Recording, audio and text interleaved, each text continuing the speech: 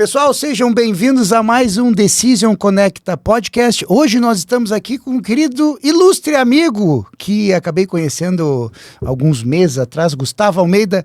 E hoje a gente vai falar sobre coragem, transição de carreira, escolhas e planejamento. Né, Gustavo? Seja muito bem-vindo, um prazer lhe receber aqui, querido. Obrigado, Daniel. Obrigado pelo convite. Muito legal estar participando. Você sabe que eu gosto de podcast, e o pessoal fala em inglês, né? Before it was cool. Cara, eu acho que eu escuto podcast desde 2007. Quando não tinha, assim. Pois é, quando... Tinha aqui no Brasil tinha o Nerdcast. Porra, Nerdcast, meu Deus! Tinha o Braincast, que falava de publicidade. Pois é, o Braincast é bem antigão, né, velho? É antigo. E eu ficava catando umas coisas gringas, umas coisas lá de fora pra ficar ouvindo. Eu fiquei viciado. Não era nem podcast nesse modelo, né? Era só áudio, né? Só áudio. Baixava o MP3. O MP3 ali, né? Ficava esperando o dia que lançava pra baixar o MP3. Então, tá sendo uma experiência legal, que nem a gente tava falando aqui antes do ar, né? Eu nunca gravei podcast e... Nossa, sempre fui...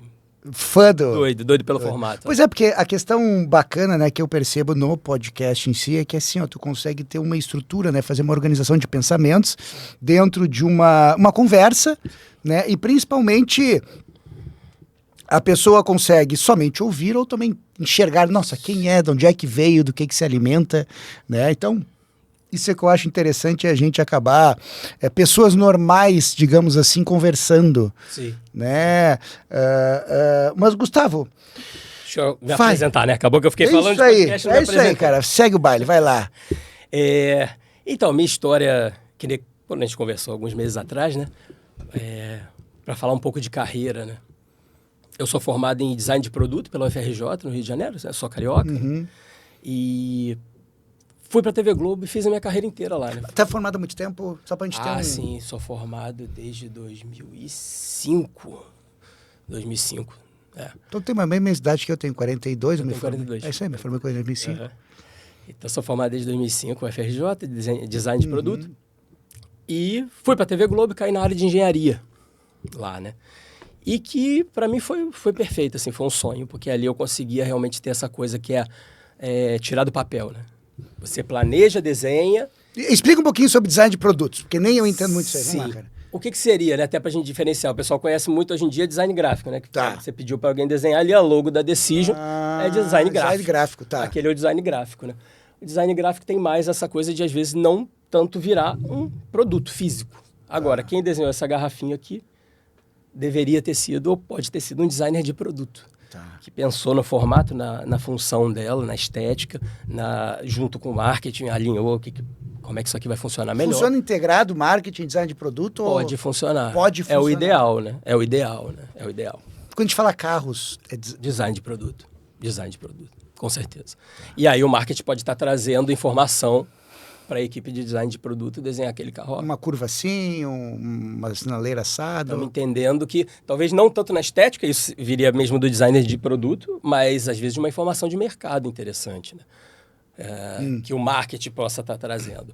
A gente agora está vendo que tem que vender carro com 7 lugares. Ah, entendi. Aí ou com selinho verde de eco. E aí fica nesse jogo, né? E design de produto vai...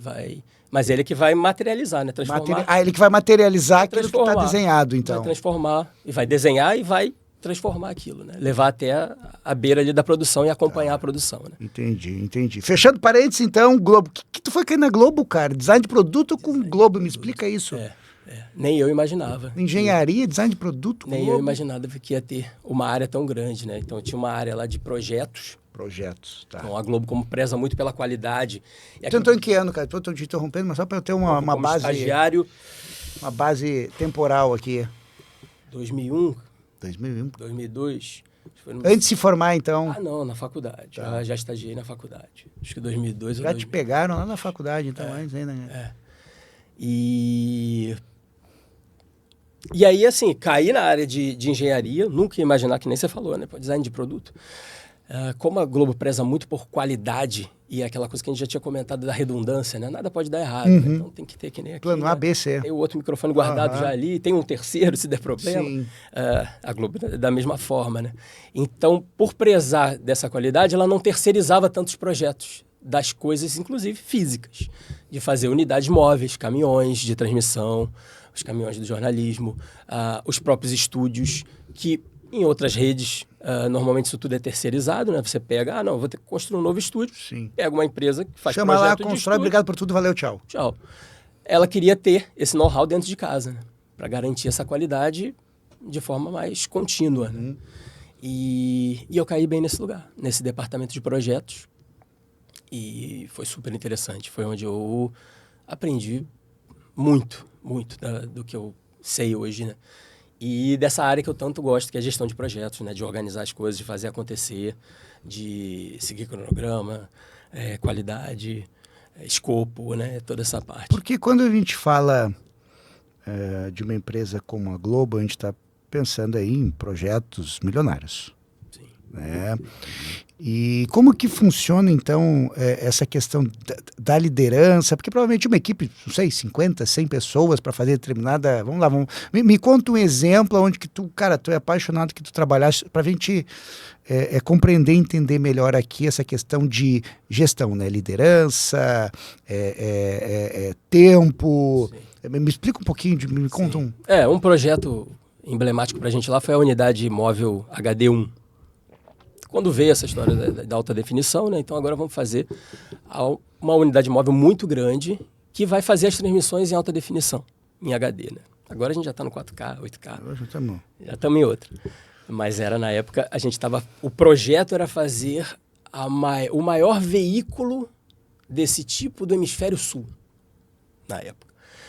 Então a gente tinha uma carroceria gigantesca que a gente conseguiu usar. Eu digo para quem gosta de projeto e conhece, né? A gente sabe que o PMBOK, todas as estruturas as metodologias que a gente tem para utilizar, normalmente a gente acaba que usa só um pouquinho, né? Sim. Porque aquilo ali é pensado para fazer um foguete, mandar um foguete para a Lua, né? E na unidade móvel a gente chegava perto de usar muita coisa por causa do tamanho desse projeto, né? Então a gente tinha essa coisa de, a gente tem que fazer uma especificação muito criteriosa, muito perfeita da carroceria que vai ser feita nos Estados Unidos, para quando isso chegar, por causa de todos os prazos envolvidos, a gente já ter feito a nossa parte de integração, tanto de mobiliário, equipamentos, cabeamento, áudio, vídeo, comunicação. É uma série de coisas que tem que funcionar juntas ali, né? Dentro dessa unidade móvel, né?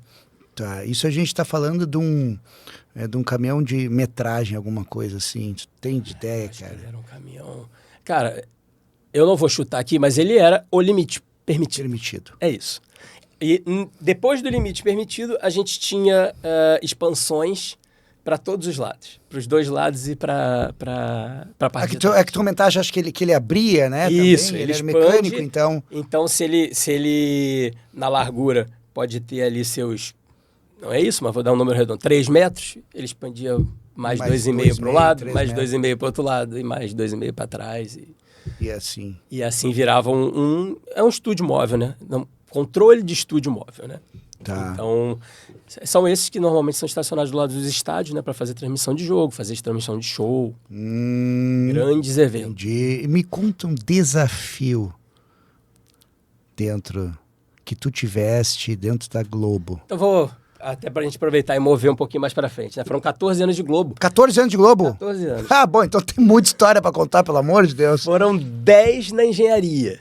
Caraca. 10 de engenharia.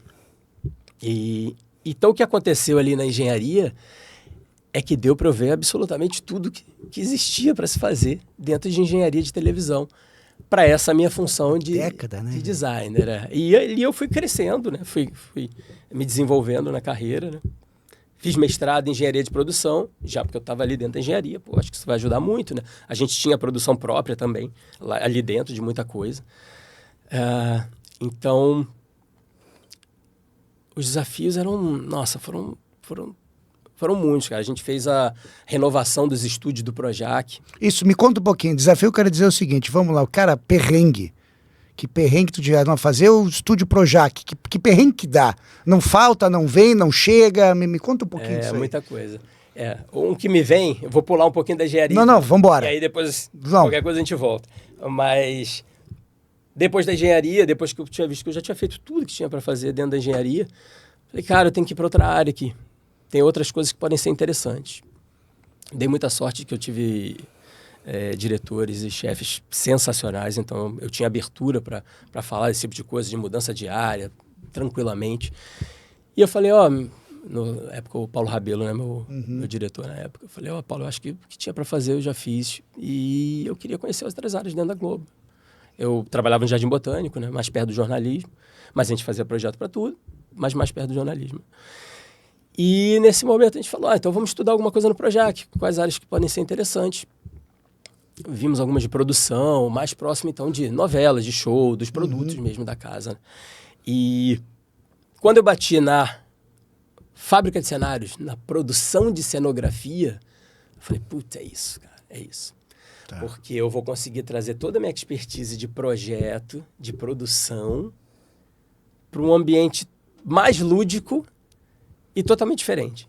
Eu vou ter que zerar de novo. Total, né, velho? E voltar a aprender do zero. Assim. Lúdico tem toda, tipo assim, é tudo aquilo que mais... não sei, mas é design de produto. Cara, design de produto, uma coisa XYZ, joga tudo brigado e começa uma coisa lúdica. Sim, até porque na engenharia a gente estava tratando ali da fração do milímetro. Isso. A gente tinha esse cuidado, né? Como esse microfone, que se você errar aqui na fabricação 2 milímetros para cá, já não aperta aqui. Já não funciona. Então a engenharia era isso daqui. Era nesse detalhe. Já no Projac era artístico. Né? Apesar de eu não ser eu que estava ali criando, era eu que estava ali para ajudar a organizar, fazer acontecer, né? Realmente como gestor de projeto. Né? Então lá era produtor de cenografia o cargo. Né? E ali eu ficava responsável por fazer essa interligação, né? Entre o cenógrafo, a produção e a produção do produto, que a gente chama, né? A produção da novela, e a produção mesmo física dos cenários, né? De tudo que envolve fabricar os cenários, né? Aquela mansão da personagem X, a favela da personagem Y, a cidade cenográfica do Nordeste e, enfim... Fazer isso tudo acontecer. Tá dentro de... Onde é que se guarda esse negócio? Se falta uma peça, como é que faz isso, cara? Isso aí deve acontecer direto, né? Porque tem ser humano por trás, né? Sim, esse é o desafio. Porque a gente tinha equipes ali 24/7, né? 24... Então tu trabalhava 24/7? Não, graças a Deus não, mas era praticamente, né? A cabeça não, mas quase. Sim, porque na verdade tu não podia desligar, né? Sim. Mas o que acontecia era isso. A gente tinha que estar... A gente tinha gravação... 6 dias na semana, só não gravava domingo. Mas equipes montando e desmontando cenários dentro de estúdios, dentro de cidade cenográfica, não parava. Externas, todos os dias. Todos os dias acontecendo alguma coisa, né? Então é isso que eu falo, os grandes desafios eram quando 3 horas da manhã... Pimba. Era a época Cadê a peça? Era a época do rádio, né? Tocava aquele... o rádiozinho. Rádio, pi. Você fala, e agora? Cara, mas basicamente o que acontecia demais era... Por exemplo, poderia dar alguma coisa desse tipo, né? Nossa, sumiu uma peça. O que a gente faz? E aí tu olha na câmera, tem aquele negócio lá... Tem essa parede. A gente ia gravar o podcast amanhã de manhã, dentro do estúdio. Não tem a parede. Sumiu a parede branca, o ar-condicionado e a TV não estão achando. O que a gente faz? E aí, finge, bota um verde ali, finge aqui que... Aqui a gente já tem a solução, ó. Puxa a cortina. E tá resolvido. Então você começa a ter essa habilidade, né, de tentar dar essas soluções, né? Ali em equipe, claro, né? O cenógrafo vai participar, a produção. O cara olhava, não, peraí, mas tinha uma TV, onde é que foi parar isso aí?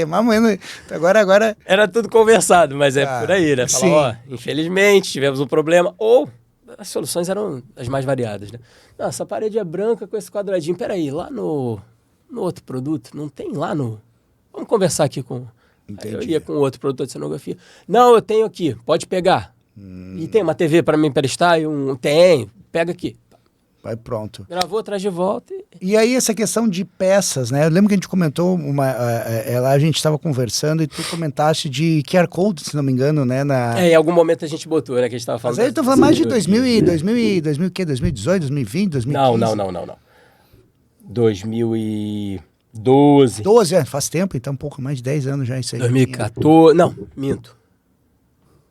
Na cenografia eu fiquei até 2017. Tá. Então isso aí a gente pode falar que era 2014, por aí, 15, anos, 16. então. Mas isso aí era para não perder as peças, isso, onde é que tá? Porque aí a gente começava a dar soluções, né? E eu acho que assim, isso é que é legal da gente vir, pessoas vindo de áreas diferentes, né? Porque você olha com outro olhar, né? Eu vinha com as informações de engenharia, das soluções que a gente já tinha dado para problemas totalmente diferentes, mas quando você olha, você fala, nossa, isso aqui encaixa aqui também. Não tem por que estar fazendo isso dessa forma, ou a gente pode adaptar isso de outra forma. Então, propus a gente tem um aplicativo no iPad, acabou não rolando, mas que tivesse todas as peças numeradas ali, marcadas. E aí, através do QR Code, a gente poderia, essa aqui, peça tá eu sei lá. que tá lá, essa peça eu sei que tá aqui. Porque passou no portão tal, não passou no portão Y. A gente poderia ter soluções desse tipo, né? E isso é principalmente era um desafio de quê? De gestão? Como é que tu considera isso? Todos se preocupavam, obviamente, mas quando a gente trabalha numa questão relacionada à gestão, tu mesmo falaste de gestor de projetos, Sim. né? A maior dificuldade era o que? Era lidar com as pessoas ou não? Era com a parte logística? Eu acho que por complexidade... Complexidade. A complexidade maior era a logística. Logística era o ponto... Essa logística de movimentação, isso pro dia a dia, né? Sim. Que aí vai mais até para processo, né? O projeto nosso era que a gente chamava de implantação. Era o momento em que você está montando aquele produto, né? Então, a novela vai ser essa. Novela das 8, assim assado. A equipe é essa. Vamos começar a conversar. Sentar meses antes, você começa a planejar. Não, então, daqui a 3 meses a gente começa a produzir. Então, daqui a 1 mês, o cenógrafo começa a desenhar, para a gente poder olhar os projetos, avaliar, começar a orçar, para aprovar, para poder produzir no prazo que a gente está fazendo. Então, era projeto na veia, né, cara? Era gráfico gigante. Direto. Um empurrando o outro e a gente sabia, porque a gente fazia uma novela das 8, a gente desenhava isso às vezes desenhava com 1 ano de antecedência, o projeto já começando. Entendeu? A gente só vai entrar no ar daqui a 1 ano. Aqui a gente já começava a conversar para já ir alinhando, já desenhando o projeto todinho. Aí 6 meses antes já estava ali desenhando, começando a testar, fabricando algumas coisas, né? Então era bem longo prazo mesmo, né? A gente não tem uma noção de novela, a gente sabe que é uma coisa complexa, obviamente, mas então a parte logística já está lá 1 ano atrás. Quanto maiores os projetos, quanto o projeto mais importante que era para a empresa, para a Globo, né? Você dava essa... Nossa, não, então vamos olhar isso com bastante calma, começar a olhar bem antes para estar bem planejado, né? E aí então tu passaste pela área de design de produtos, foste para a questão da... como é que tu comentaste agora para a parte... Cenografia. E aí teve uma outra questão dentro da Globo também que tu fizeste? Ou não? Foram essas duas principais? Que aí tu cansou, encheu o saco ou não? Porque vamos lá, tu te graduaste em engenharia de produção, aí fizeste um mestrado, me conta. E aí fiz o MBA na FGV. Fizeste um MBA de? Ainda dentro da Globo, em gestão de empresas. Gestão de empresas, que era da própria Globo, em Company, digamos assim? Não era em Company, era na FGV Rio, né? Na FGV Barra ali. Sim. Ali na Praia do Botafogo, 109. Não, o meu era na Barra. Na Barra mesmo. Na Barra, Tá. Que pra mim era melhor, já trabalhava no Projac. Era onde o pessoal da Globo normalmente Gestão fazia. de empresas? Por que gestão de empresas? Aprender a gerir empresas, ok? Mas... Sim. Eu acho que era... Uma integração, digamos, sentia falta era uma de gestão. Era uma informação que faltava. A gestão. E gestão, assim, eu acho que já pensando nos meus desejos como indivíduo, não só como funcionário TV Globo, né? Opa, como assim meus interesses como indivíduo? Como talvez empreender, que a gente vai falar mais pra frente, né? Talvez ter a minha própria empresa. Então eu falava, poxa, isso aqui serve para mim dentro da Globo imensamente. E serve para a tua pessoa física imensamente. E vai servir para minha pessoa física. Então, na verdade, acredita-se daquela própria questão que eu sempre comento, né? Durante a tua faculdade, você não aprendesse sobre gestão. Ah, sim. Design de produto, pronto. Tinha cálculo, etc e tal, mas gestão zero. Não. Ou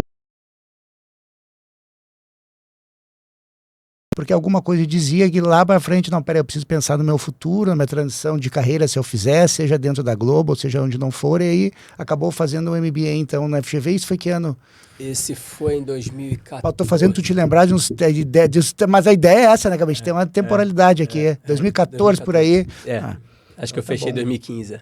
2015. E aí fizeste o MBA, já tinha feito mestrado ou não? Já tinha feito, fiz antes. O mestrado foi em 2009. E o que tu sentiste? O que você sentiu? Sabe, isso é uma pergunta que eu sempre trabalhei na parte de empreendedorismo, empresário, executivo. Converso normalmente com bastante pessoas que fazem parte de grandes empresas ou são empreendedores em si e sempre sobre gestão.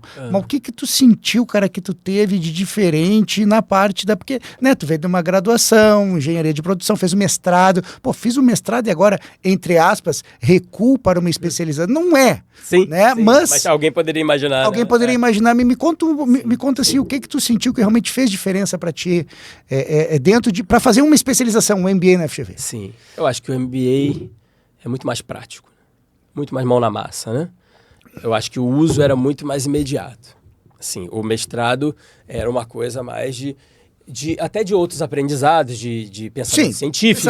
Diferente. Pesquisa, estatística, né? Umas coisas serve assim, também, com certeza. Serve, mas o MBA era ali no dia a dia, mão na massa para mim. Era tipo, aprendia num dia, no outro dia, já tá com a cabeça. Já podia, exatamente. Já podia sentar numa reunião e falar, aquilo ali eu vou fazer uma planilha de um jeito diferente agora. Tu sabe que isso é uma questão que eu até comento com os alunos, né? Quando eu dou aula, eu digo o seguinte, gente, eu não quero que vocês não durmam hoje, porque eu quero que vocês fiquem fritando a cabeça, pensando em tudo aquilo que a gente discutiu, né? E então, quer dizer que, né, tu tá aqui provando que é uma coisa real. Sim, e questão de networking, cara. Tu acha que mas por quê? Isso é curiosidade minha. Tá? Questão de pessoas diferentes, ideias diferentes. Eu acho que pessoas diferentes, ideias diferentes e também olhar para o mercado de uma forma diferente, né? Você acaba ficando... Você dentro de uma empresa, ainda mais no meu caso, né? 14 anos... Baita empresa, não tem nem o que dizer. Baita empresa, mas 14 anos dentro da mesma empresa, aquele é o seu mundo, né? É aquilo que você conhece. E aí quando você vai para o MBA, você começa a ver... Nossa, o pessoal trabalha com petróleo. E estava numa empresa grande, né, cara? Grande, né? Sim. Mas você consegue ver, assim... um monte de da bolha, digamos assim. Você sai um pouquinho daquela bolha e vê que existe um monte de opções, né? Não, nem que você vá trocar ou não, mas você começa a ter outras informações. Fala, nossa, que legal, esse cara tá falando que vai usar também o que eu uso aqui, que eu tô vendo que eu vou usar pra caramba aqui na cenografia. Quer dizer que eu tô certo, então. Isso ele aí, vai usar em outra área, entendeu? E, interessante, isso aqui serve pra um monte de coisa, né? Entendi, cara. Por exemplo, a minha paixão por gestão de projetos, né? Porque... Paixão por gestão de projetos, não tinha falado isso. Eu caí, eu acho que é por isso que foi tão... design de produtos, projetos... O design de produto é uma gestão de projeto, não tem como fugir. Tá, gestão de um projeto, ok. Você vai ter que chegar e falar, você vai ter que estabelecer quanto tempo aquilo vai demorar. É uma coisa temporária, não é um processo, porque é a mesma definição, né? É temporário, porque é para fazer essa garrafa. Depois que ela está feita, vira processo. Vira processo. Então, ele é gestão de projeto na veia. Dizer, primeiro a gente vai conceituar, vai fazer uma pesquisa, depois a gente vai começar a desenhar, vai fazer os sketches, aí depois a gente já vai para um desenho técnico, depois a gente vai produzir o mock-up, que é quando você faz em um outro material, vamos fazer isso aqui de massinha, de madeira. Que nem o carro que fazem argila para... Exatamente, vamos fazer isso aqui. Por que se faz? Me explica. Por causa do custo de você testar, né? Então você faz naquela argila. Por quê? Para sentir? Para quê? Para ter o produto na mão? Para ver? Poder olhar ele inteiro. Olhar no formato final e poder... Porque na tela não rola. Não é suficiente. O argila vem depois que todo mundo olhou na tela e falou: tá top, a gente tem 90% de certeza que o caminho é esse. Tem que olhar Agora a gente precisa ver no material mesmo. Na vida real. Agora precisa ver na vida real. Não tem como fugir disso, né? Não. Quando você vai na vida real, o que estava lindo na tela, você fala: aumenta um pouquinho aqui que vai quebrar se alguém bater forte. Não tem jeito, tu tem que testar na prática o negócio. Você pode ter feito a simulação do esforço, mas quando você segura, você fala... A força pedida, a quantidade de quilos, tu botou... Ou que seja estético, você vai falar, não vai quebrar, mas visualmente tá aparecendo, hein? Então vamos... Bota mais um pouquinho de argila aqui pra gente ver. Ó, agora chegou. Porque o cálculo, ele calcula uma precisão milimétrica, digamos assim, mas aí, cara, tu tem a nossa sensação, né? É diferente, E aí o projeto, então, cara, na verdade, o design de produto acaba sendo, então, tu tendo uma grande gama na parte do projeto em si. Ele precisa muito da gestão de projetos. E por isso que, assim, eu fui fazer design de produto porque eu desenhava desde sempre. Então, Opa, a gente consegue ver, assim? a gente pode ir para as paixões, né? Como assim, já desenhava Eu desenhava desde 5 anos de idade, eu desenhava. Minha vida era desenhar. Tá brincando? E aí eu sempre desenhava artisticamente, né? Bichinho, Que bababá. legal. E aí, quando 10 anos, 12 anos, pô, desenha bem. Aí você, opa, caramba, Que negócio faça é esse? alguma coisa bem. Você já, né? Faça alguma coisa bem. Eu fui elogiado. Criança é assim, Uau. né? A gente fica, ué, peraí, isso aqui é diferente, né? Tá brincando. Tô fazendo isso aqui bem. Aí, pô, quer ir num curso de desenho? Ah, vamos num curso de desenho ver. Aí, não, você tem jeito pra isso aqui, barará. E aí, começa evoluindo. passei a adolescência toda brincando com isso, fazendo quadro, desenhando. Tá, mas vamos segurar isso aí, vamos segurar isso aí. Vamos segurar. Vamos segurar isso aí, porque esse é um assunto bacana da gente conversar. Aí a gente pegou e a gente... Tava falando de gestão de projetos, design de produto. 14 anos na Globo, e aí tá. E aí encheu o saco, obrigado por tudo, tchau, vamos embora, quero morar em Florianópolis. Assim? Não, né? Não. Até porque a pessoa que gosta de gestão de projeto é tudo planejado. Mas então, cara... Então são anos pensando e planejando. Pô, mais um carioca aqui em desenhando. Florianópolis, o que tá acontecendo, cara? Me explica essa história aí. Mas véio. até chegar aqui foi assim, ó. Mas então... Muita volta. Muita volta por onde, cara? O que aconteceu? Me conta lá. Tu tava lá 14 anos, tu olhou e... Não quero mais isso, obrigado por tudo. Abriu a janela e foi... Não, né? Não. O que virou a chave pra mim foi o nascimento do meu primeiro filho. Mata o cara aí. Sempre, né? Sempre, velho. Sempre pega. O que acontece? Quando ele tava com 1 ano e pouco, 2, eu com a minha ex-esposa, a gente começou a ver que, cara, a gente não consegue... Primeiro porque a Globo tinha esse horário shiftado. Tá. Que pra quem não tem filho... Tanto faz como tanto fez.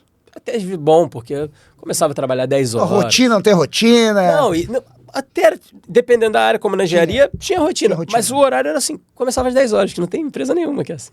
Eu entrava às 10 e saía às 7. 7, 8 horas tá bom, né, velho? Treina antes, depois vai pra casa. Acorda tranquilo, toma café sem pressa nenhuma, parará e... Vai pra festa até e tá tranquilo. 10 horas tem que estar no trabalho, beleza.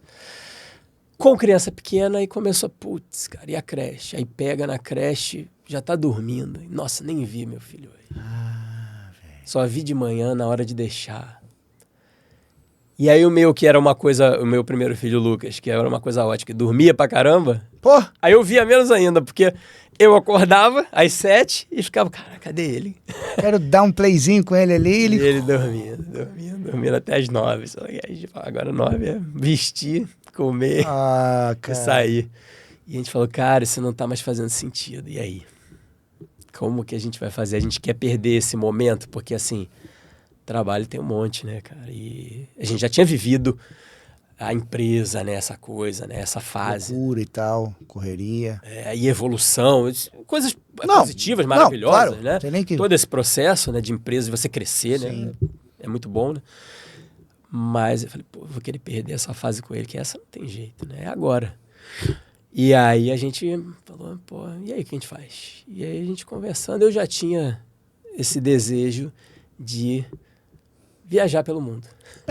Era uma coisa que me faltava. Instigava. Que eu falava, pô, isso eu não fiz. Eu sempre fiquei com uma coisa assim, que eu queria ter feito um mochilão, queria antes da faculdade ter ficado um tempo viajando, ou depois da faculdade, ou no meio da faculdade. Sim. Eu fiquei sempre nessa, mas as coisas foram acontecendo de outra forma. Eu tava voltando na Globo lá, no bagulho gigante, cara, deixa Carreira pra depois. bombando. Vambora, né? Não vou abandonar isso daqui de jeito nenhum.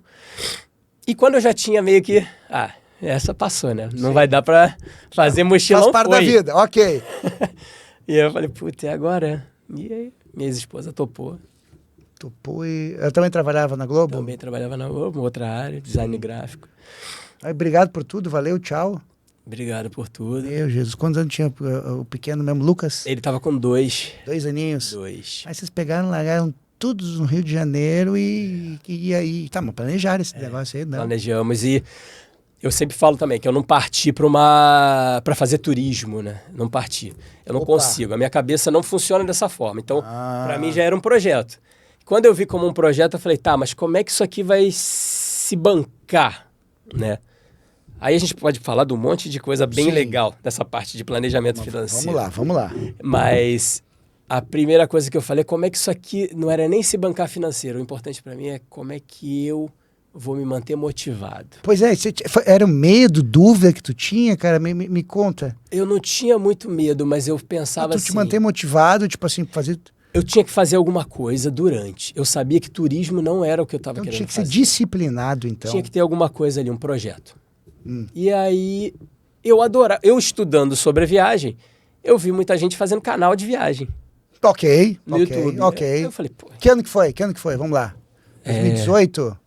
Antes da pandemia? 17? 17. Tá. Mas eu já estudando isso, 15, 16, eu já assim, poxa, um sonho, né? Poxa, que legal, hein, que o pessoal faz isso, né? Mas ainda nem pensando que eu poderia fazer, só achando muito legal. E eu comecei a mergulhar muito em YouTube, nessas coisas assim. E naquela época, o que mais tinha era canal de viagem. Pessoas viajando. Sim, foi bem quando explodiu o negócio do YouTube. Nômade digital, era essa onda, então todo mundo tava assistindo. Os americanos também, doidado fazendo isso. Todo mundo assistindo essas coisas. E eu falei, cara, será que eu consigo fazer isso daqui? Como é que eu monto um projetinho? O que eu preciso ter pra gente fazer um canal de viagens? Porque já que a gente vai estar viajando, eu já vou estar com todo o material ali na minha frente. Já vou estar fazendo o que esses caras fazem, que eles filmam e taca a vida no YouTube deles. Falei, pô, eu adoro fotografia, adoro arte, né? Bom, então, aí que veio o link, né? Eu falei, pô, aqui eu vou voltar para um lugar de arte, de fotografia, edição de vídeo que eu nunca tinha feito. Falei, vou mergulhar nesse troço porque me instiga. Já que sem muita coisa pra fazer lá, eu vou fazer esse troço aí também, né? E é como se fosse uma evolução natural do tipo, se eu gosto de desenhar, se eu gosto de pintar, editar vídeo não deixa de ser. Quando você termina pintura. E olha, sim. Você fala, pô, dá o mesmo barato, digamos assim, cara, eu criei, tá aí pro mundo, me diz. O que vocês acham de como ficou, né? Como que tá ficando, da evolução. Sim. E aí eu fiquei mais instigado ainda. Eu falei, nossa, vou fazer isso daqui, eu vou fazer top. Então não foi ano sabático, foi ano fazendo mesmo? Foi fazendo. Não foi sabático. Eu não consigo, a cabeça é que nem a minha, cara. A minha cabeça também não rola. Não, vou chegar lá, não vou fazer... Não vai. Não. Eu vou ter que inventar alguma coisa. Tá, mas aí tu pegaste... Tá, como é que tu escolheu o primeiro lugar? Isso aí. Tá, aí voltando um pouquinho no planejamento, a gente... Me organiza. Quando a gente... Num jantar, eu e minha ex-esposa, a gente conversa e fala, cara, é isso. Falei, então beleza. Então agora eu vou começar a raciocinar. Me dá uns meses aí que a gente vai fazer uns planos aqui, umas planilhas... E vamos ver o que dá pra fazer, né? Caraca, velho. Por quanto tempo dá pra fazer e tudo mais. Eu vi lá a nossa parte financeira, como é que tava. Eu falei, cara, tá bem organizada.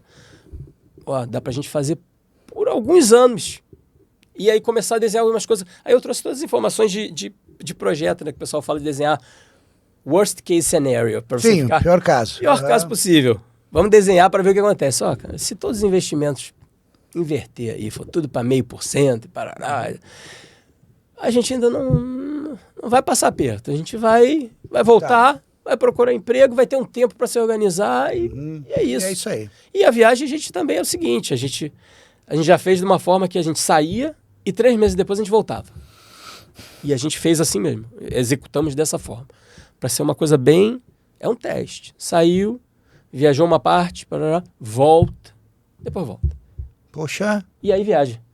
Continua o resto. Para poder realmente sentir se era isso, né? E aí foi uma parte interessante que quando eu, na Globo, fui até procurar por causa da nossa conversa, na Globo, quando eu falei, vou sair, parará, eles pediram, não, então dá um tempo aí, 3 meses, pra gente passar os projetos. Não, tudo certo. Fizemos lá o acordo do tempo, né? Para poder fazer essa transição tranquilo. E aí os colegas lá, os outros produtores, o pessoal, né, começou a conversar e falaram, caraca, você vai sair, que isso, cara, que louco, mas para viajar, como assim? Mas como que você vai fazer isso? Como é que tem dinheiro para isso? Cara, eu falei, cara, aí alguém falou, você tem que fazer uma apresentação pra gente.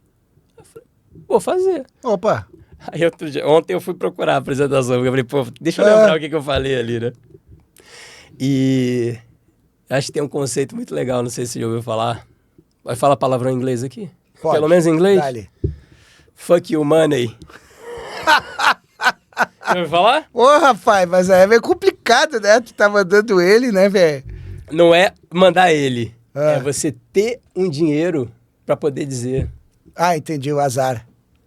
bora. Entendi, cara. Então, não necessariamente o que eu vi que o meu planejamento ali, às vezes, mesmo pro pessoal que não quer necessariamente chutar o balde, fazer uma viagem como essa, a minha cabeça sempre foi de ter um dinheiro para que chegar em algum momento que eu pudesse trabalhar, mas sem a necessidade. Entendi. Ou não de estar ali Não ir atrás dele somente. preso ali, né? Sim, De eu poder falar assim, cara, eu tô trabalhando, mas eu tô livre. entendi. Eu tenho essa liberdade por causa dessa grana, desses investimentos, entendi. desse colchão Sente que eu montei. confortável. E aí eu acho que é bom pro funcionário e bom até pra empresa, porque você passa a trabalhar, e eu senti isso nos últimos anos, antes disso tudo, quando eu me sentia assim, cara, se amanhã eu tiver que ficar sem trabalhar na Globo, se acontecer qualquer coisa, eu tô bem por um bom tempo, eu tô tranquilo por um tempo. Isso faz você trabalhar com outra cabeça. Faz você se posicionar de outra maneira na empresa. E faz você ter as atitudes mais corajosas que vão dar benefício, dar retorno, mais até para a empresa, na verdade. Porque se você está muito ali com a corda no pescoço, você, às vezes, um chefe você fala, pô, isso não vai dar certo. Aí você fala, deixa eu ficar quieto aqui, porque Entendi. Vai que ele não gosta, né? E aí, se você tá mais tranquilo, você fala, cara, dá pra eu... Aí eu falo, chefe, deixa eu te falar, tô achando que isso aí não vai dar certo por causa disso. arriscar mais, né? E para a empresa é ela que leva. Sim. É isso que ela está querendo, na verdade. Mas a gente, como indivíduo, se você está ali, Pensa, claro. você fica com receio, você fala, putz, não vou arriscar. Mas aí como é que tu faz, então? Mas aí é só a questão do dinheiro no colchão ou será que tu tem alguma outra... Porque, na verdade, isso é uma questão principalmente dos empresários, né? Tipo assim, às vezes muita gente arrisca sem ter as condições financeiras de segurar. Algumas não certo, outras não dão. Né? Mas hoje eu estava... eu não lembro direito que eu estava escutando... acho que era no YouTube e tal, mas foi muito comentado isso, né? É o famoso, tu prefere o dragão que tu conhece ou o dragão que tu não conhece? Né? O dragão que tu conhece, tu já sabe suas manias, vantagens e desvantagens, mas de repente tu tem que ir atrás de um outro dragão para ver como é que é lá na frente. O Jordan Peterson comenta muito sobre isso. Sim, né? E, poxa, daqui 5 anos, tu quer estar no mesmo lugar que tu está hoje ou tu quer estar em outro lugar? Então, às vezes, a gente tem muito medo daquilo que a gente não conhece. Né? E acredito que isso que tu fizeste, mesmo com essa programação, cara, tu tinha que ter um medo, uma angústia. Né? E o que tu teve algum medo? Teve o medo, sim. Mas como é que tu lidou com isso? Eu acho que você já matou, porque você lida planejando. Toda vez que essa angústia vai subindo, você bota mais um pouquinho de planejamento ali, né? Então, você começa a ter outras ideias de como aquilo ali fica mais controlado, né? Como é que eu... Peraí, mas tá me dando angústia de quê, né? Vamos dizer aqui no caso da viagem, né? Quando eu pensava na viagem, o maior risco era financeiro, com certeza, né? Sim. O teu pequeno também foi junto, não foi? Foi junto. Mas até aí estamos viajando. Né? O Lucas tava doidinho, tranquilinho na dele lá. Tu me comentou que ele era santo. Sim, e aproveitou. Nossa, viu de tudo, né? Comeu de tudo, brincou em tudo que é lugar. E tudo certo. Tudo certo. Teve um ou outro caso assim. Uma dor de barriga, uma isso. Algum lugar nas Filipinas que foi pior assim. Mas de resto... foram só surpresas positivas, mas acho que por causa do planejamento. Pois é, esse planejamento, explica um pouquinho isso aí, cara. Aí a gente, que nem um projeto eu desenhei assim, comecei pelo seguinte, vamos desenhar uma planilha de clima, porque a gente vai escolher os países pelo clima, no momento. Um momento melhor, digamos assim. Dessa forma. E por proximidade, sei lá o quê. E sempre com essa coisa, tem um conceito que chama viagem lenta. Tá. Slow travel. Que o pessoal fala muito primeiro porque você vai ter um conhecimento cultural totalmente diferente quando você viaja Diferente quando a gente sai aquela viagem de turismo que a gente... Sim, correria, parque da Disney, desespero, parque 1, 2, 3, 4. 2 dias Miami. 1, 2, 3, 4, bum. 2 dias Miami, 3 dias Nova York. Aquela história toda. Disney no meio. Pega avião. Eu não gosto disso, cara. Ou Europa, né? Que é uma cidade... Puxa, pega trem aqui, pega trem lá, pega não sei o quê. Eu também. Nunca gostei. Não gosto.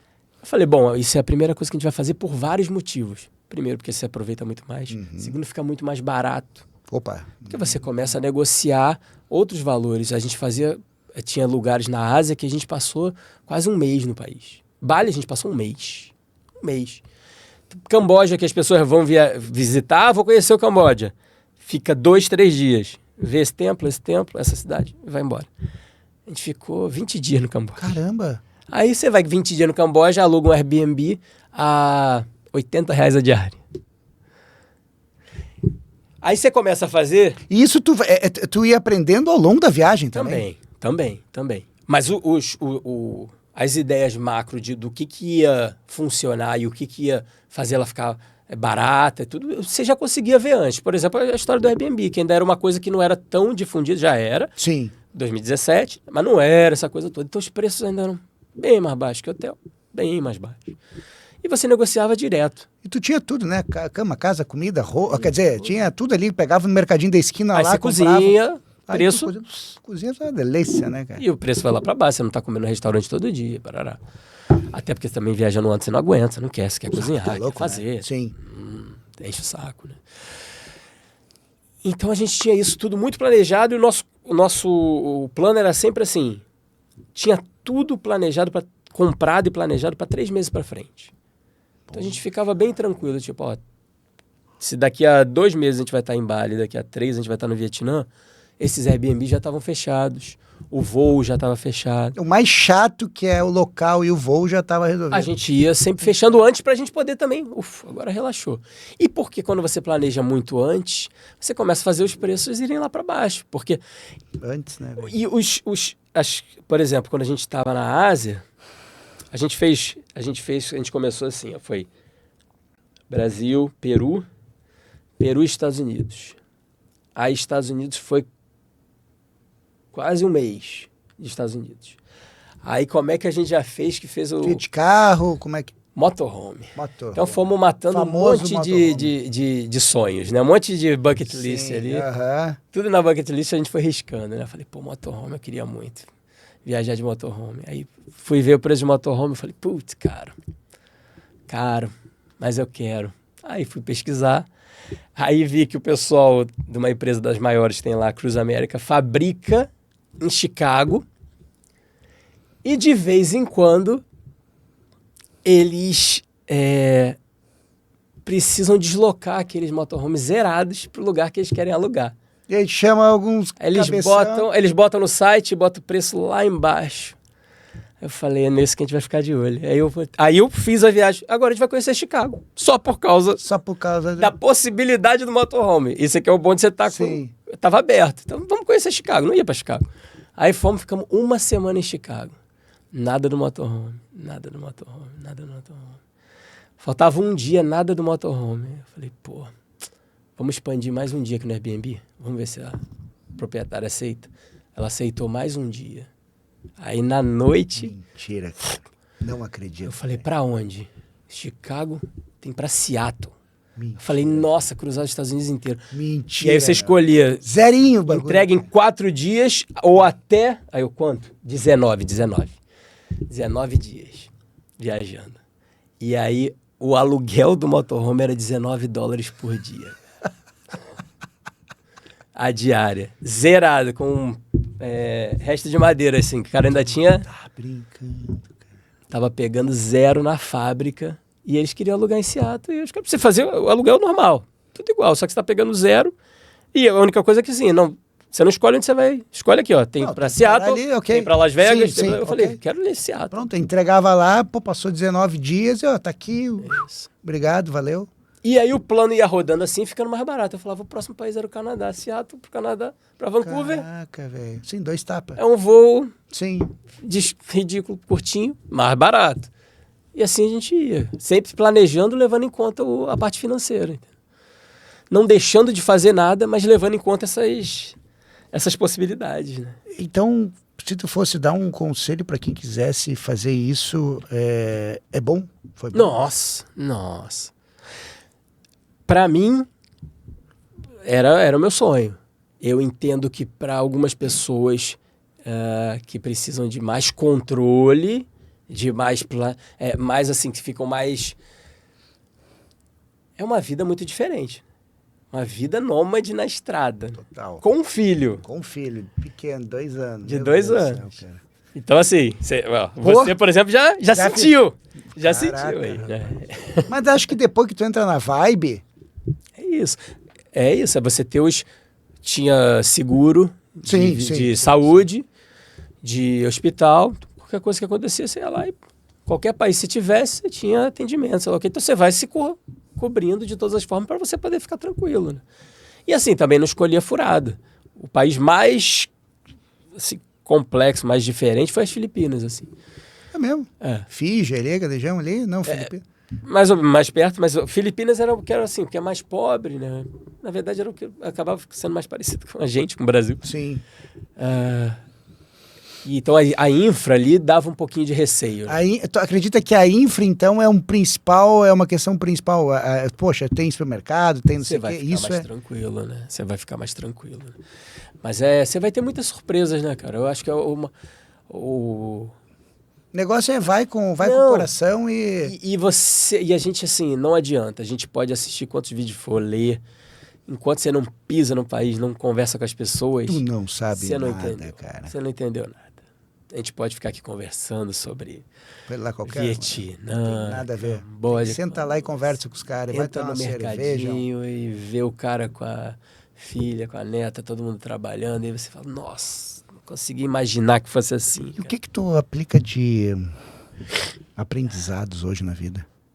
Com essa tua... Não ter medo, de repente? Alguma coisa isso? Ou não? Medo, pelo jeito, nunca... Só planejar que não tem mistério.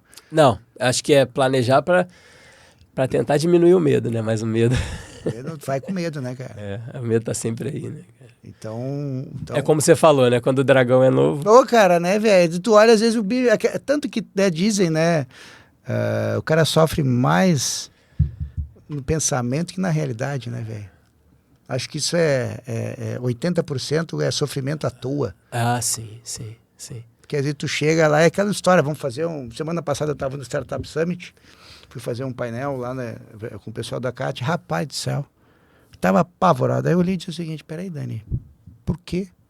Tu vai falar sobre uma coisa que tu sabe, tu conhece, cara, só vai lá e fala, foi o que aconteceu.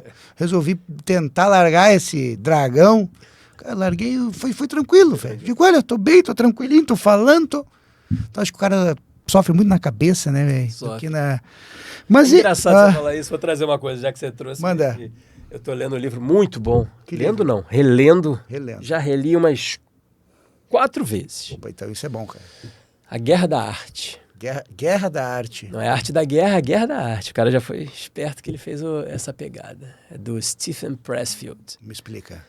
É muito bom, muito bom. Ele fala da resistência, que é o dragão. Para qualquer nova empreitada que você for fazer. Apesar dele falar de arte, porque ele é roteirista de Hollywood, e ele fala da trajetória dele até conseguir se estabelecer, ele bota que a arte é empreender, é fazer a sua loja de material elétrico e tudo. Isso vai gerar uma resistência, que vai ser esse dragão, que vai estar sempre... O tamanho da importância, ele fala muito disso, a importância que você dá para aquilo, quanto mais aquilo é um sonho seu, mais resistência vai ter. Mais medo. Mais vai ser o dragão em cima do tesouro. Né? Entendi. Sim, porque é um sonho, né, cara? Então tu acha, já começa achando que é um sonho. Entendido, cara. E aí, mas você tinha falado de um ponto que eu tinha lembrado. Qual? Não era por causa do dragão. Manda. Não, o livro eu tinha lembrado por um outro ponto. Não era por causa do dragão, mas tudo bem. Vamos lá, vamos ver se volta então. Aí, olha só, aí então voltaste e aí inventou de morar em Florianópolis. Aí a gente inventou de morar em Florianópolis por causa da violência, principalmente do Rio de Janeiro. Tá. Quando a gente voltou, a gente achou que já não estava fazendo mais sentido, né? A gente já estava correndo muito risco, né? Pensando muito no Lucas. Lucas. Né? Na época a gente só tinha o Lucas e gente já falou, não faz mais sentido, vamos testar outra cidade no Brasil. E é engraçado que essas coisas vão se alinhando. Durante a viagem, eu ia encontrando os brasileiros lá fora. Bavaré, né? Brasileira é que nem árvore, dá-lhe um pau, cai 10, né? Em qualquer lugar do mundo. Encontrava um na Tailândia, parará, a gente mergulhando, fazendo coisa junto, parará. Onde você mora? Eu moro no Campeche, Florianópolis. Eu falei, Campeche, nunca ouvi falar. Vamos anotar isso aqui. Aí daqui a pouco ia para outro país, parará. Brasileiro, eu moro em Florianópolis. Tô achando meio estranho isso aqui. Legal. Já estava no meu radar e foi ficando cada vez mais, né? E aí a gente veio testando algumas cidades, ficando assim, Airbnb, mesmo esquema. Ia para Curitiba e ficava ali umas 2 semanas. Aí ia para Blumenau, porque a gente sabe que tem, né, bastante o mercado mais aquecido, né? Só que aí quando a gente chegou aqui em Floripa, principalmente no Campeche ali, eu falei, putz, é aqui, cara. É uma desgraça, né? Desgraça boa, né? Vamos falar pelo lado bom, né, cara? E aí vieste morar pra cá e aí vamos voltar agora pra quando você era criança. Vamos chegar em quando você era criança. Me conta um pouquinho. Aí você era bom em desenhar. É que, cara, senão a gente vai ficar aqui 3 horas aqui, velho, pelo amor de Deus. Eu tive outras 500 mil perguntas que me surgiram aqui, velho. E aí eu disse o seguinte, cara, como é que a gente pode fazer? Aí você pegou, virou criança de novo, 5 anos de idade, desenho. Então eu digo, opa, vou trabalhar agora com o que eu gosto? Me conta um pouquinho, cara. Aí foi com 12 anos, você foi para uma escola de desenho... Isso. Conta, volta aí o cérebro. Eu acho que isso é pra todo mundo, né? Eu acho que se você tiver meio perdido, meio em dúvida do que você quer fazer, eu acho que não é... Agora eu consigo perceber, né? Pelas experiências de vida, não é adicionar mais coisa. É retornar um pouquinho. Peraí, o que eu queria desde sempre? O que sempre me alimentou? E aí você vai descendo. Nossa, era desenhar. E o que é desenhar? É criar. E aí você... Arte. Vai destrinchando, é arte. E aí você chega até no ponto, mas o que é arte? Né? Aí, a arte pode ser empreender. A arte é criar de qualquer maneira. É não existir algo no mundo e você chegar e falar, aqui, ó, agora eu criei isso daqui. Dá o meu toque, né? Um pequeno toque que seja ali, né? Desse jeito, só eu conseguia fazer. Né? Isso é no desenho e é numa empresa. Tem 300 cafeterias, mas a minha... Por que a minha funciona? E por que a minha tem que ser desse jeito, tem esse detalhe, tem essa característica? Aí que vem o ser humano que a inteligência artificial nunca vai conseguir fazer, né, velho? Esperamos, né? Aí tu voltou pra tua... Cara, e aí tu viu que, cara, teu negócio de desenho e tal... Isso foi depois da viagem ou isso já vinha... Eu acho que a escolha pela viagem, que eu tava falando, já era...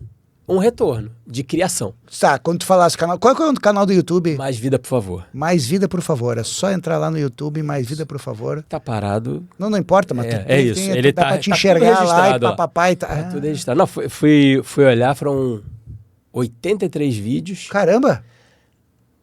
Ontem, eu nem sabia, fui olhar hoje de manhã. 215 mil visualizações. Olha aí, cara. Não sabia, porque você vê... uma ou outra, né, de cada vídeo, eu falei, nossa, 200... Mas tô famoso e não sabia, cara? Famoso nada. Famoso nada. Então ali começou essa volta aos já princípios. Já era um retorno de criação. De criação pura, né? De assim, aqui eu tenho controle de fazer do meu jeito, né? Aqui o vídeo vai sair desse jeito, a fotografia é essa. E eu vi que isso me alimentava. Me alimentava muito. Só que sem viajar... aquele canal, aquele projeto, aquela criação estava terminado. Okay. Obrigado por tudo. Tá finalizado. Tá lá. É isso. E assim, foi valiosíssimo, porque hoje eu consigo, eu sei de cadeira como que você chega em 215 mil visualizações, por exemplo. Sim. Que hoje em dia é um skill, né? Valiosíssimo. Valiosíssimo. Né? Mas eu queria continuar nessa coisa da arte. Falei, mas aí, como é que vai ser aqui, né? E comecei a explorar um pouco mais isso. Falei, poxa, eu poderia trabalhar com design gráfico. É uma área que eu ainda nunca fiz. E é desenhar, né? E aí comecei a prestar como freelancer algumas coisas de... fazer publicidade, fazer um outdoor, fazer logomarca, parará, umas coisinhas assim. Pô, podia trabalhar de casa em Floripa, ótimo para esse começo, né, para começar da atração. Até que por causa da... que é só a gente tá fazendo as coisas que aparecem, né? Quando a gente chega no Campeche e a gente fala, pô, é aqui. Mas precisa ter uma escola bilíngue, porque o Lucas pegou inglês nativo, não dá pra gente perder isso, cara. De jeito nenhum, né, cara? Aí Você absorve que é um... pesquisei assim, escola bilíngue a 5 minutos de onde a gente tava ficando no Campeche. Eu falei, Campeche. É Aloha, né? O nome da escola, Aloha, não tem problema. Aloha School. Aí eu falei, nossa, então não tem dúvida, cara, é aqui. E aí nessa eu comecei a fazer algumas coisas e comecei a fazer pra escola também, conversando com a diretora, parará. Como assim pra escola? Refiz a logomarca deles, eles começaram a crescer, foram abrir um outro prédio, a gente fez todo um planejamento de programação visual pro prédio novo. Começamos a fazer uma série de coisas. Mídias sociais, eu fiz as mídias sociais deles, né, com o know-how do Mais Vida. Sim. Né? E nessa ela tinha a Joana Carniel, diretora, ela tinha um projeto de trazer a matemática de Singapura para a escola. O tal do Singameth. E quem conhece sabe, né, que é uma metodologia de base de Singapura, como eles aprendem a matemática. Que eu sei, eu vejo meu filho. É outra coisa. Eu não sei, eu não entendo. Eu não aprendi assim, papai. Eu digo, tá bom, eu tenho que aprender o teu jeito, então. Faz assim, né? É, impressionante, assim. cara. E ela estava querendo trazer essa metodologia, começou a trazer alguns especialistas para falar e para ensinar para os professores, para eles começarem a passar. E isso com os livros lá de fora. E ela teve a ideia, pô, a gente podia ter o livro nacional. E se juntou com 2 pessoas lá de fora e eu comecei a trabalhar com eles também. Então,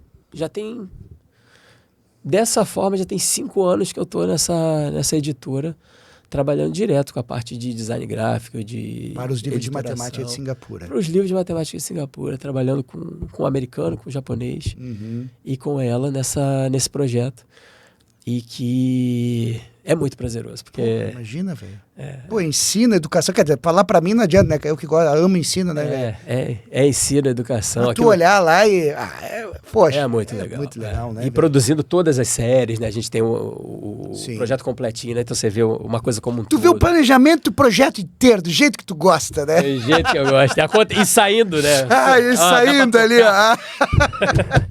Produto ainda no final, né? É design gráfico, mas vira produto aqui, aí, ó. Melhor ainda. Vira vida real. Que loucura. E aí me conta a tua história, outra, que tem aquela tua questão.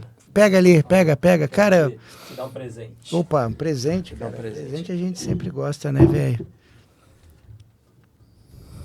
E aí eu vou explicar pro pessoal, né? A Iris Foto Brasil. Quero te dar o gift card aqui. Obrigado, velho.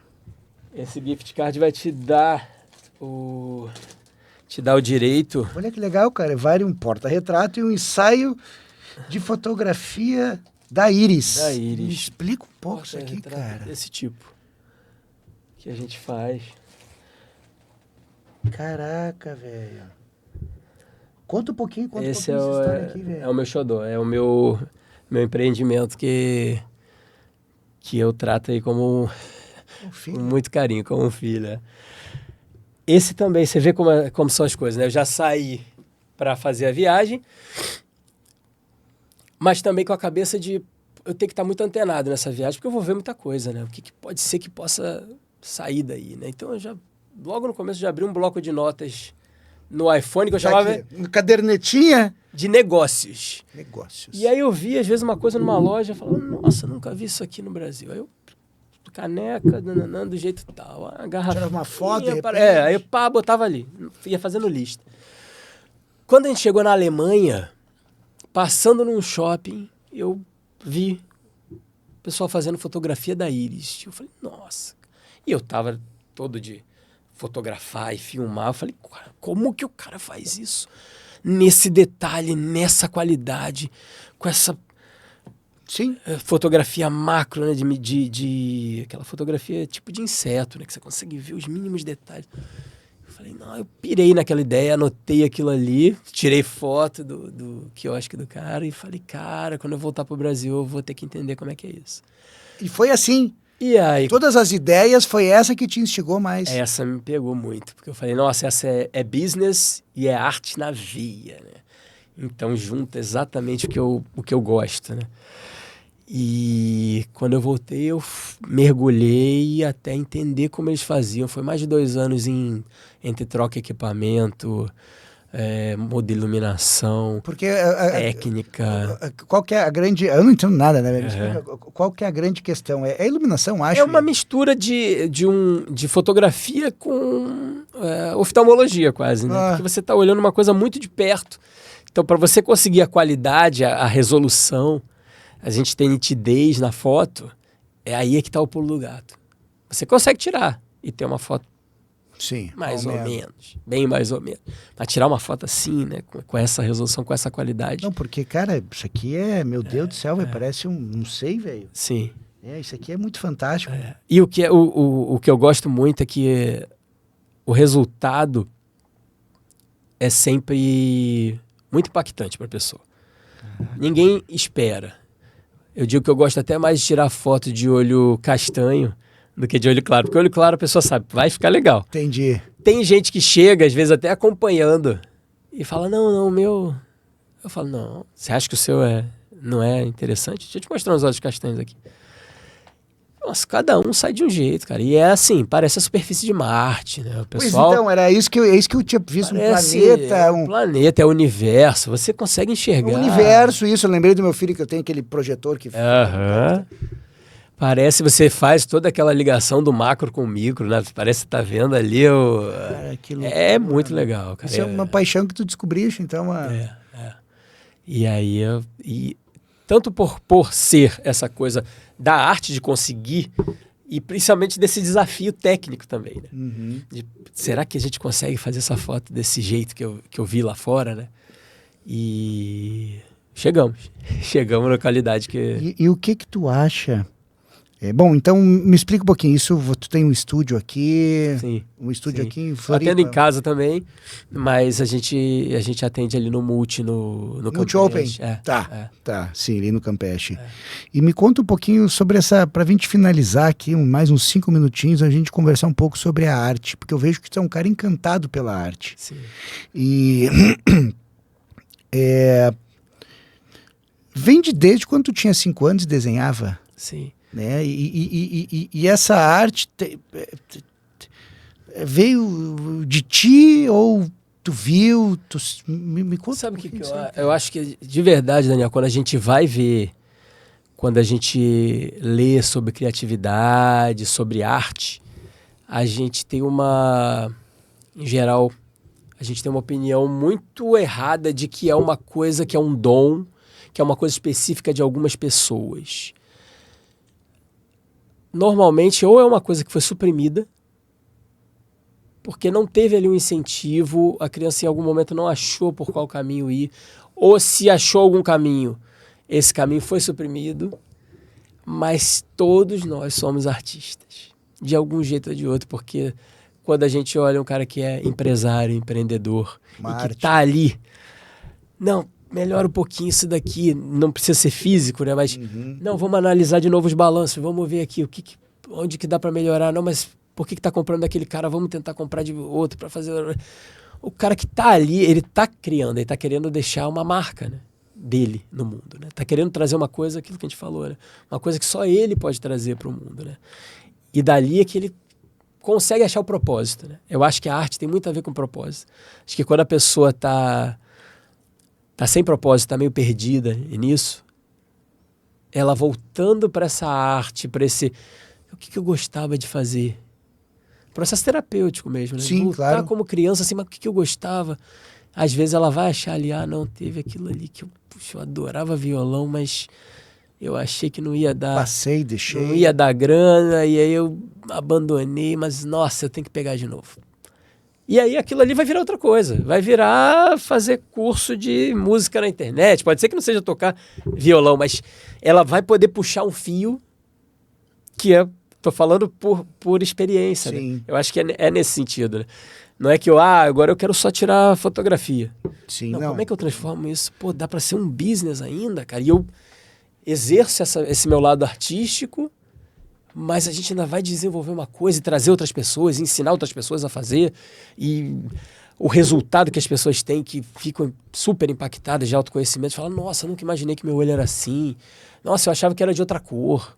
Você nunca viu de perto, né? Eu falo que é que nem você tirar uma foto maquiada, uma mulher maquiada, com o cabelo feito para ir para a festa, ou uma foto sem iluminação nenhuma, ou uma foto natural sem iluminação, sem saber tirar, né?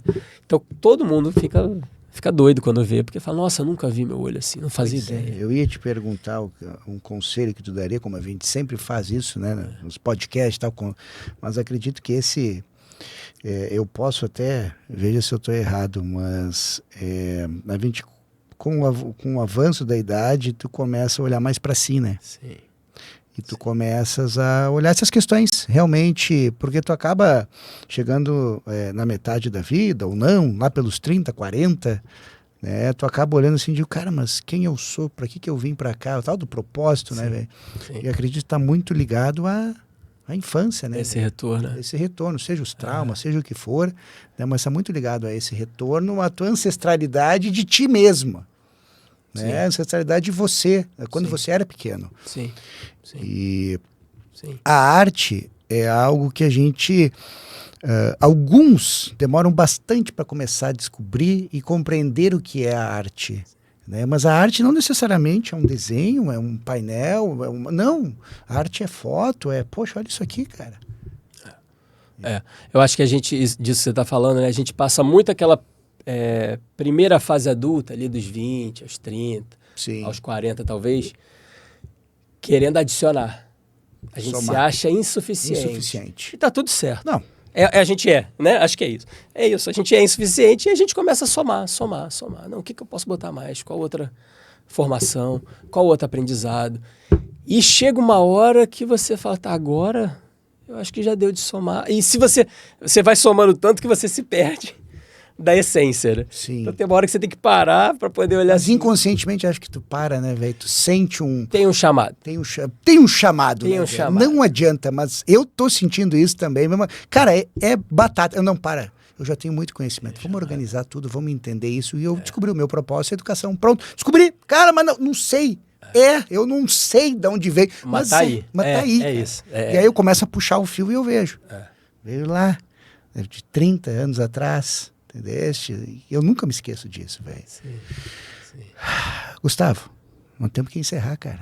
Não adianta mesmo. A gente vai ficar muito tempo aqui, cara. Foi ótimo. Foi um prazer ter te recebido aqui, cara. Espero que a gente consiga fazer uma segunda dose aí daqui a um tempo, com ideias, com movimentos diferentes, né? Vai que, pô, tu fica reconhecido, Santa Catarina, no Brasil. Pô, meu negócio fantástico isso aqui, cara. Legal, obrigado. Gustavo, prazer ter te recebido aqui, meu velho. Obrigado, Daniel. Eu que agradeço. Imagina, querido. Muito legal. Imagina. Pessoal, agradeço a todos por terem assistido a mais esse episódio do Decision Conecta Podcast. Não se esqueçam de se inscrever no canal e até o próximo podcast. Obrigado, gente.